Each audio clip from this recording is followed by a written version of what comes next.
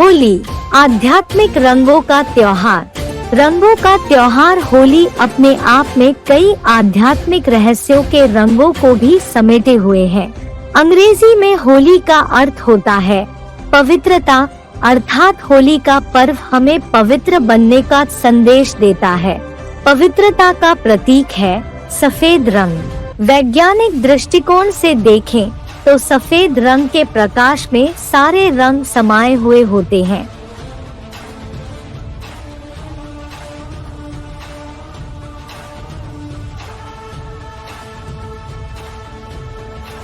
जैसे हीरा सफेद होता है, लेकिन उसमें भी सारे रंग समाये हुए रहते हैं। इसी प्रकार पवित्रता सर्व गुणों की जननी है।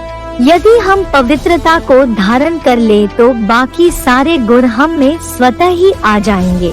हिंदी में होली का अर्थ यह भी है होपलेसली, अर्थात बीत चुकी। जो भी बुरी बातें हमारे जीवन में आती है उन्हें भूलते जाना है। सदा यह सोचना है कि जो हुआ, जो हो रहा है वह कल्याणकारी है और जो होने वाला है वह भी कल्याणकारी ही होगा। होली का आध्यात्मिक रूप से अर्थ है कि परमपिता शिव परमात्मा के संग के रंग में उनके समान बनना। ऐसा रंग जो समान बना देता है। ऐसे भिन्न भिन्न रंग जो अविनाशी होते हैं, जैसे ज्ञान का रंग, याद का रंग, अनेक शक्तियों का रंग, गुणों का रंग, श्रेष्ठ दृष्टि का रंग, श्रेष्ठ वृत्ति का रंग, श्रेष्ठ भावना और कामना का रंग। जैसे गुण वैसे ही रूप बना देता है। परमात्मा के साथ होली मनाने से फरिश्ता से देवता बन जाते हैं। जलाना, मनाना और मंगलमय मिलन मनाना उसका यादगार बना होली। जलाना माना पुराने संस्कार, पुरानी स्मृतियाँ योगाग्नि से, अर्थात परमपिता शिव परमात्मा की याद से विकारों की लकड़ियों को जलाना।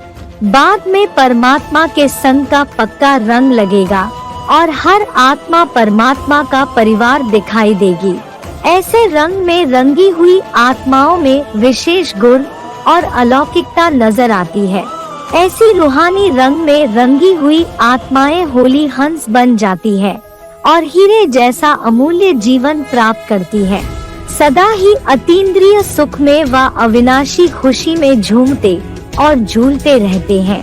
होली से भगवान के अवतरण की भी याद आती है।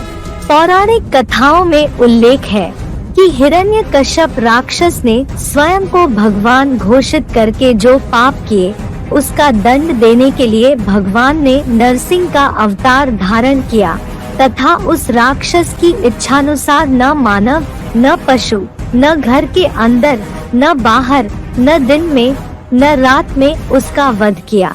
वास्तव में इसका भी आध्यात्मिक रहस्य है।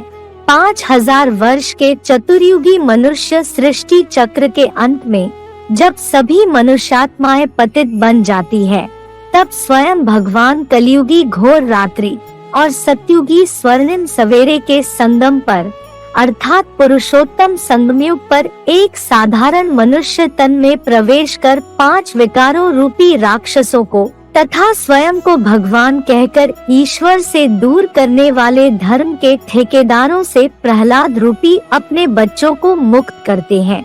नरसिंह अवतार में सिंह वास्तव में विकारों के प्रति रुद्र रूप धारण करने का प्रतीक है और शास्त्रों में ही दिखाया गया है कि महादेव शंकर ने कामदेव अर्थात काम विकार को भस्म किया, अर्थात निराकार परमात्मा शिव जिस साधारण मनुष्य शरीर में प्रवेश कर विकारों और पुरानी सृष्टि का विनाश करते हैं, उसका कर्तव्य वाचक नाम रखते हैं शंकर।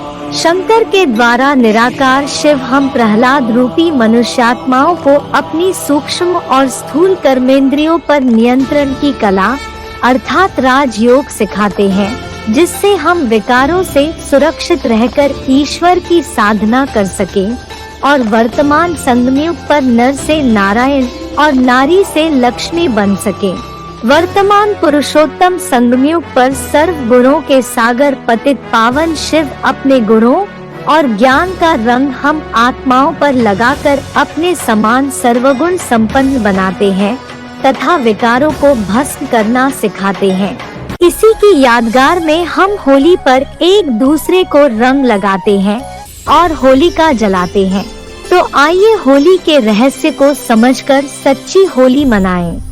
ओम शांति।